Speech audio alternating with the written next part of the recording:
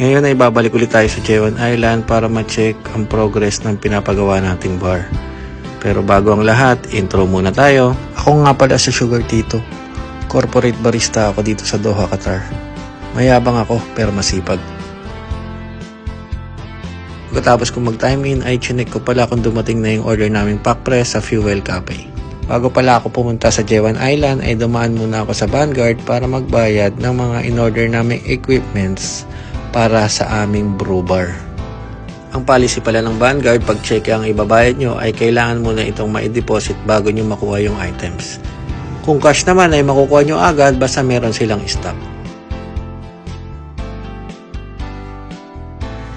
Dito ay medyo sinasabon ko yung contractor kasi meron akong sinabi na maglagay siya ng divider doon. At dito ay wala pa rin plumbing system, so wala pa rin siyang tubig.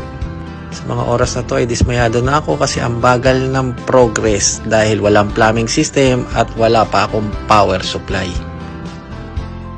Sa sobrang init ng ulo ko ay lumabas muna ako ng shop para magpalamig. So pumunta muna ako dito sa Kapapcho para puntahan natin ang kaibigan nating barista. Hi, Tita Cindy! Hi, Bob! Kung nagtataka kayo bakit tinabag niya akong Bap, ang ibig sabihin nun ay Tito. At dahil tapos na tayo mapag-plastikan, ito na iced tea mo, Bob! Huy! Linya ko yun ah! Mukhang pinapangatawanan na ng Tita Cindy ang pagiging plastic niya kaya pinadalan niya ulit kami ng pastry. Hi! See you next time. Habang ako'y nag-aantay ng service pabalik ng West Walk ay umikot-ikot muna ako dito sa Crystal Walk. Mag-aalas 6 na nang dumating ang aking sundo, so mga oras na to ay pabalik na ako ng West Walk.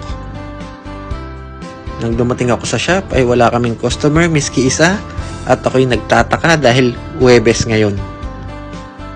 Dahil wala kaming customer ay nag-time out muna ako kaya nagpaluto muna ako ng pasta sa kitchen. Dumating na pala yung pinaluto kong pasta, mix sauce siya na may chicken and vegetables. Let's go! Habang nagpapahinga tayo sa koridor ay nilapitan tayo ng isang staff ng kabilang shop. Sinabi niya sa akin na pangarap niya talaga maging barista, kaya nung nalaman niya nagbibigay ako ng free training ay kinausap niya ako.